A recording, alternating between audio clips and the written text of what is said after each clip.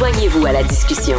Appelez ou textez le 187 Cube Radio 1877-827-2346. On va parler à quelqu'un qui, justement, n'a pas tellement pris de vacances et qui a fait sa sortie d'approbation générale sur le REM, le projet du REM qui fêtait son premier anniversaire. Donc, la raison était très précise, datée. On parle donc avec la directrice générale de Trajectoire Québec, Sarah V. Doyon. Bonjour, Madame Doyon. Bonjour, M. Nantel. Très content de vous revoir. Je sais à quel point vous avez un long parcours du côté des transports collectifs. On dit plus ça, transport en commun, je pense, hein? En fait, transport en commun, on parle plus d'autobus, métro, les modes dits traditionnels. Transport collectif, on inclut tout le bouquet, l'autopartage, le covoiturage, donc les nouveaux modes qui émergent. Donc, transport collectif est plus inclusif, finalement. Bon, ben, et inclusif dans le sens de toutes les solutions apportées autres que la voiture, bien évidemment. Donc, vous avez manifesté votre satisfaction par rapport à la première année d'opération du REM. Expliquez-nous, parce qu'évidemment, quand on est un peu cynique, un peu critique, on peut faire, ben là, franchement, ça a été bien compliqué, mais globalement, grosso modo, vous nous rassurez. Le REM a bien fonctionné cette année. Tout à fait. Il faut quand même se rappeler que c'est la première fois qu'on mettait ce réseau-là en service. Il y a effectivement eu des pannes. J'ai pas dit que ce réseau était parfait, mais que c'était un succès pour nous cette première année-là. Il y a eu beaucoup de progression qui a été faite. En début d'année, on avait plus de pannes de plus longue durée. Là, on est à une moyenne de 2 pannes par mois.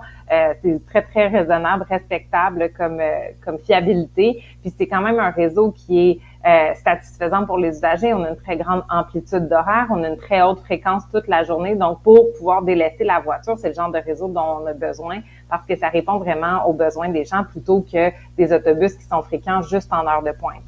Exactement. Mais dis-moi, dans votre travail chez Trajectoire Québec, votre vision, c'est d'accélérer l'adoption de transports alternatifs à la voiture. Donc, évidemment, ça serait pas très constructif d'être trop critique sur le REM, puis je comprends très bien votre position. Qu'est-ce qui doit s'améliorer? Votre mission, c'est de convaincre les Québécoises et les Québécois de chercher des alternatives à la voiture ou de demander à leurs élus de favoriser autre chose que la voiture, n'est-ce pas? Tout à fait. On travaille sur finalement un changement de culture, qu'on soit moins dans le tout à l'auto solo, mais notre mission, c'est aussi de défendre les intérêts des usagers. Donc, quand il y a des choses qui marchent pas bien en transport collectif, c'est notre rôle de le nommer. On a été très critiques durant l'année, notamment au niveau de la communication, quand il y avait des interruptions de service au REM. Je pense qu'il y a eu là de très grosses lacunes. La communication qui était déficiente, c'était trop long avant d'avoir l'information. On a envoyé des usagers à la mauvaise place quand il y a eu le système de relève qui a été mis en place. Donc ça, c'est vraiment des choses qu'on ne doit pas revoir et on sera très critique si ça se repasse sur les autres branches quand elles seront mises en service. Mais ça s'est beaucoup amélioré. Je pense qu'il y a encore des choses à faire, notamment une communication entre le réseau métro et le réseau de transport collectif du REM. Parce que comme usager, souvent, on fait une correspondance. On va prendre le REM, on va embarquer dans le métro ensuite. Quand les autres branches vont être mises en service, mais on veut absolument que s'il y a une interruption sur le REM, on l'apprenne quand on est dans le métro. On va faire notre trajet autrement.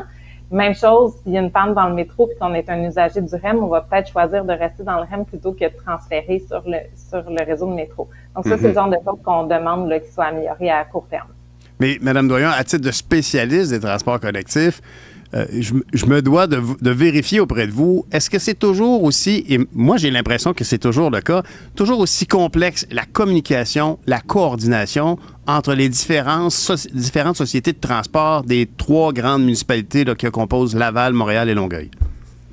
Ben, je pense que c'est effectivement un des enjeux qui doit être amélioré. Ça va mieux, mais il y a toujours de la place à l'amélioration. C'est quand même des réseaux complexes. Et les ressources sont limitées, hein, il faut le dire. Quand on a une panne sur le REM, par exemple, c'est les autobus soit de la STM, soit du réseau de transport de Longueuil qui doivent fournir le système de relève.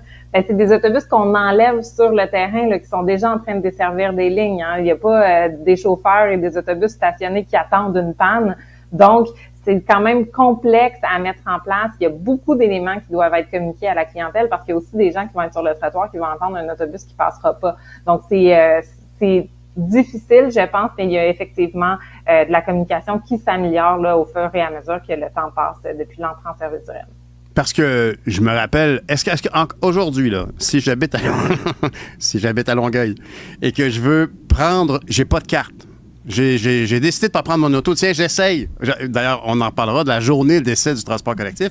Moi, je décide de pas prendre mon auto. Ma fille de 14 ans m'a dit, papa, arrête de prendre ton char. C'est dégueulasse. Va prendre l'autobus. Je le fais pour y faire plaisir. Qu'est-ce qui arrive? Premièrement, je veux aller au coin de la rue pour l'autobus. Ça se pourra pas. Je peux pas rentrer. J'ai pas de titre de transport. C'est vrai? Va falloir avoir du petit change, effectivement. On peut payer avec du change? On peut encore payer avec de l'argent comptant dans l'autobus, il n'y a pas de problème, mais on n'aura pas un transfert, donc ça va être compliqué. On n'aura pas de transfert? Parce qu'il ne peut pas en émettre? C'est ça. Fait que tout est électronique. Mais pour se procurer un titre, il y a quand même plusieurs endroits où on peut le faire. On peut le faire dans la plupart des dépanneurs, des pharmacies. Donc, c'est quand même facile de se procurer un titre. Si on est dans un guichet métropolitain, là, même sans carte puce, on peut se procurer un titre qui va être valide là, pour faire des correspondances. C'est aussi ça. Mais c'est vrai que l'entrée dans le réseau de transport collectif, là, c'est compliqué. Un usager occasionnel, c'est pas simple. Quand on le prend régulièrement, on a notre carte puce, c'est relativement simple. Oui, tout à fait. J'ai choisi mon anecdote. J'ai choisi mon anecdote parce que je voulais illustrer que quand on veut convaincre les gens d'essayer quelque chose, il faut que ce soit facile. Si je veux convaincre quelqu'un d'essayer tel ou tel fruit ou légume, si ça prend 50 ans à le trouver ou l'éplucher, ça va pas faciliter l'adoption. Je voulais aussi vous demander, est-ce que Trajectoire Québec milite auprès des différents paliers de gouvernement pour développer ce qu'on appelle communément dans le jargon des TOD, des Transit Oriented Development? Est-ce que c'est quelque chose qui fait partie de votre mandat? Est-ce que vous voyez d'un bon œil, par exemple, le développement immobilier autour de différentes stations, des nouvelles stations de métro qui s'en viennent ou du côté du REM? Bien, absolument. On sait que l'aménagement du territoire, la densification favorise l'utilisation du transport collectif pour deux raisons. Parce qu'on est à proximité, c'est facile de l'utiliser. Ça ne demande pas de prendre 22 autobus, de marcher 2 kilomètres.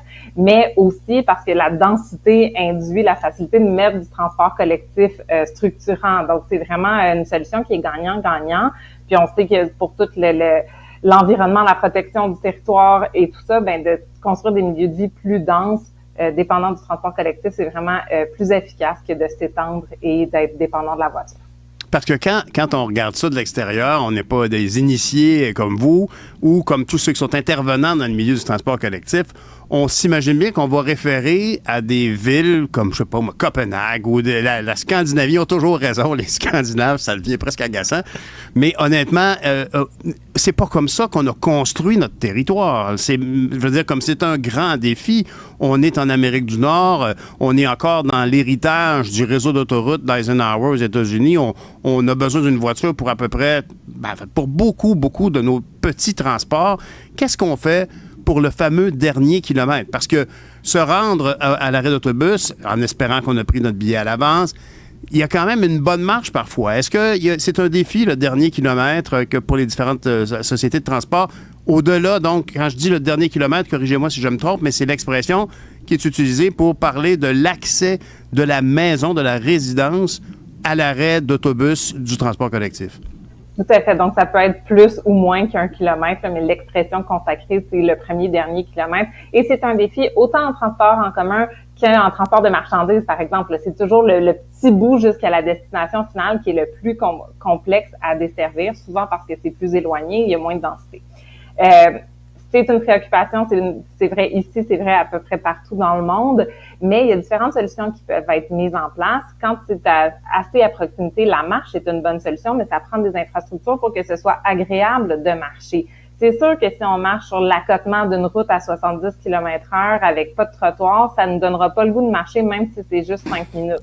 Quelle image! Et on sait que ça existe, ce genre de situation-là. Là. Une route à 70 km, pas de trottoir, ça existe, effectivement. Ça donne pas le goût à personne d'attendre l'autobus-là ou de marcher jusque-là. Par contre, quand on fait une piste cyclable et un trottoir protégé avec du verdissement puis un banc à l'arrêt d'autobus, ben là, soudainement, on n'a plus l'impression que cette marche-là est désagréable. Ça va même nous tenter, probablement, c'est agréable, c'est rafraîchissant. On se libère l'esprit quand on prend notre petite marche. Donc, ça, c'est facile. Le vélo peut être une solution intéressante pour des un peu plus longues distances, pour peu qu'on ait les infrastructures rendues au terminus d'autobus ou à l'arrêt pour pouvoir sécuriser notre vélo ou le mettre dans l'autobus. Et finalement, il y a tout ce qui est les solutions de transport à la demande. On le voit notamment en Couronne de Montréal, à Saint-Bruno, il y a un exemple très intéressant là, avec le RTL, où on commande du transport à la demande. Ça arrive très rapidement. C'est du taxi finalement collectif là, qui vient nous chercher très près de chez nous et qui nous rabat soit au train de banlieue, soit sur une ligne d'autobus fréquente. Donc, pour les gens qui sont trop loin pour pouvoir le faire à pied, c'est une solution qui est très structurante finalement. Et quand je vous écoute décrire ces alternatives très locales, j'imagine la personne qui conduit le taxi collectif, est-ce qu'on a assoupli nos normes? Parce qu'il y a beaucoup de gens, je veux dire, la pénurie de main-d'œuvre post-pandémique est étroitement liée au fait que beaucoup de gens ont décidé de prendre leur retraite dans la complexité. J'imagine très bien un paquet de jeunes retraités qui conduisent des voitures pour permettre de transporter ça. Est-ce que c'est dans l'air de favoriser une solution de collectivité? Comme il y a des gens qui disent, pourquoi est-ce que dans une boucle résidentielle, il y a 8 maisons? Pourquoi il y a 8 souffleuses? Pourquoi on n'en a pas une en auto à partage? Est-ce qu'on pourrait imaginer ce genre d'initiative collective?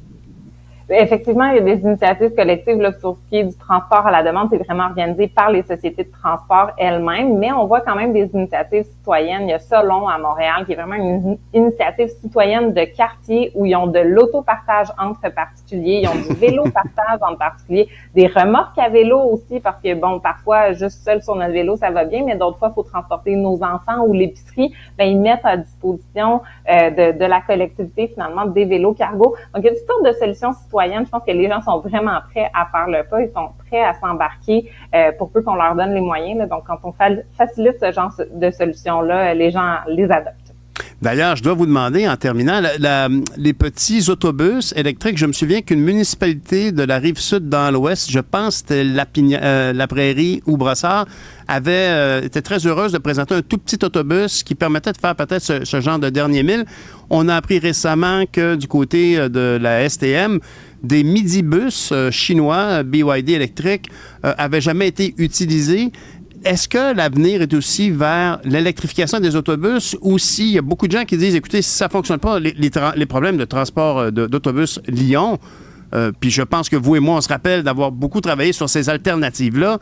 Transport Lyon, actuellement, dans une situation inexplicable, les sociétés de transport en commun doivent-elles ou pas s'équiper d'autobus électriques? Et si oui, quelles sont les difficultés? La recharge, j'imagine. La recharge est un enjeu, mais les sociétés de transport actuellement travaillent très fort pour électrifier leur parc d'autobus très rapidement parce que le gouvernement du Québec a mis des objectifs très, très ambitieux d'électrification du parc d'autobus urbain. Et là, je me permettrai de dire que je ne pense pas que ce soit la meilleure solution. Je pense pas que ce soit la priorité, finalement, en transport collectif, d'électrifier. Je pense que c'est beaucoup plus important de développer notre service, d'augmenter la fréquence plutôt que de travailler sur électrifier le parc d'autobus urbains. Il y a des études qui nous parlent que c'est à peu près 0,4% des émissions de GES du Québec qui sont relatives aux autobus urbains. Donc, c'est quand même plus important de sortir des gens de leur voiture à gaz pour la plupart et de les rentrer dans le transport collectif plutôt qu'électrifier des bus. Cela dit, je pense qu'il faut quand même le faire, mais on pourrait ralentir la cadence. Et ça pose effectivement des problématiques parce qu'il faut électrifier des garages, il faut s'assurer de la recharge. On connaît pas encore l'autonomie de batterie si bien des autobus, puis c'est long à recharger. Des autobus, ça roule toute la journée, faut quand même y penser. Puis le remplir de carburant, c'est pas très long, ça permet de le recharger très rapidement puis le retourner sur la route. Si on a à gérer de la recharge d'autobus, ça va être quand même plus complexe. Quel autobus on sort, à quel moment, quel genre de fréquence on est capable de mettre, quelle est l'autonomie réelle de nos batteries d'autobus. Ça va être tous des défis auxquels les sociétés de transport devront faire face dans les prochaines années. Il faut croire, Mme Doyon, que les grands esprits qui travaillent sur ces dossiers-là se rencontrent parce que Charles-Olivier Pinault disait la même chose. C'est-à-dire que oui, l'électrification, c'est bien, mais vivre dans des communautés bâties à proximité des transports collectifs, c'est ça le futur. Merci beaucoup, Mme Doyon. Je sais que ça fait très longtemps que vous travaillez là-dessus. Alors, il n'y a pas de doute que c'est le futur au niveau climatique, c'est le transport collectif. Même si, même pour des gens comme moi, c'est pas si naturel. Il y a des gros avantages à lire dans un autobus. Merci beaucoup, Mme Doyon. Tout à fait. Merci beaucoup. Au revoir. Bon été.